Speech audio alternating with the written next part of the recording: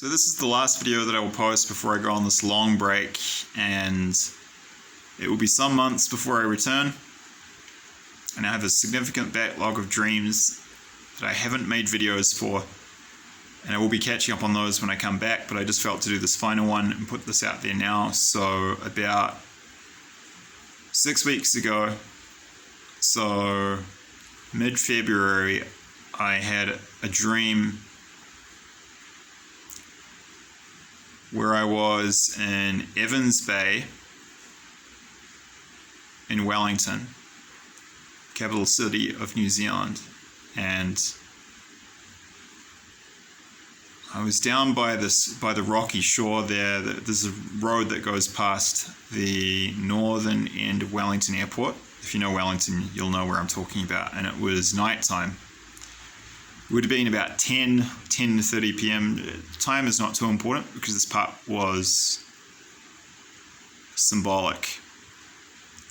And I was clambering around these large pieces of concrete that are they've been placed there that as an artificial breakwater to guard against erosion, to protect the road. And I was crawling around, hiding again, like in that dream about the North Korean soldiers executing groups of New Zealand civilians on Aotea Quay in Wellington, and I was hiding behind these pieces of concrete and just other kind of debris on this rocky shore as I moved from the east to the west, trying to get down this road around a group of 10 Chinese soldiers. And they were smiling, and they had these evil, narcissistic, sick grins, like they were taking pleasure in and excited about what they were doing.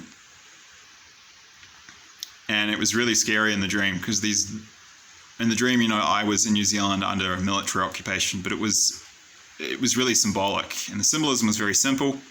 I've had many, many dreams about the invasion of New Zealand by Russia, China, and North Korea in the past 2 years. So the Holy Spirit is really trying to warn everyone, get this out there through me and many others. I'm only one of many.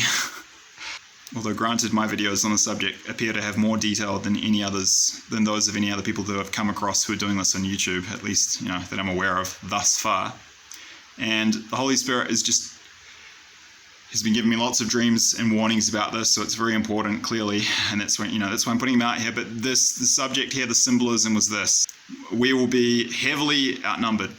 We'll be very heavily outnumbered. It looked like 5 to 1, 10 to 1, and that was the kind of feeling I got in terms of their troops that are here. And it was very heavily outnumbered, and then the Holy Spirit spoke to me in this dream, and I forget the exact words, getting chills again now, which is confirmation based, but it basically said, they're not ready to invade yet. They're still building up their military. It will take some years yet before they are ready to engage in their massive campaign of conquest to establish their new empire in the Indo-Pacific. They're going to do it, but they're not ready. So this